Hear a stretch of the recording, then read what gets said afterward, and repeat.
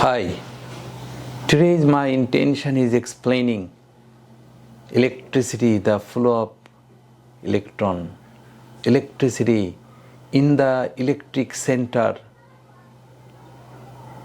The minus is being produced. Over the wire, electricity are being supplied, and this is called the electrons are being supplied over the wires, and this is called electricity. Okay? And when this electricity means flow of minus, yes, sand cannot run over the desert because, water cannot run over the desert because waters are being absorbed by the desert. Water only can run over the watery land, wet land.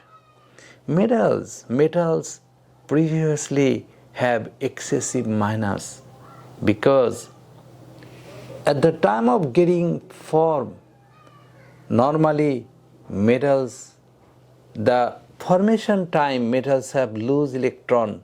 So over the metals you have to feel there are excessive minus. That's why electron can easily go over the metals. But plastic, wood, these are the insulator. Over the plastic, wood, there are no loose electron. Loose electron, so this is, you imagine this is as desert.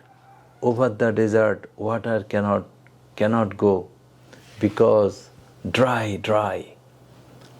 So over the insulator, over the wood, over the plastic, there is no excessive minus. So electron cannot go smoothly. So simply you have to understand conductor mean which is suitable for going minus, and you know that metal is the place of loose minus. So actually this is the game between minus flowing. Minus flowing.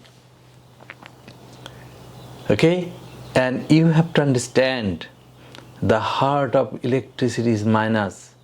The flow of minus, the flow of electron. How electron would be produced, that's a different talk.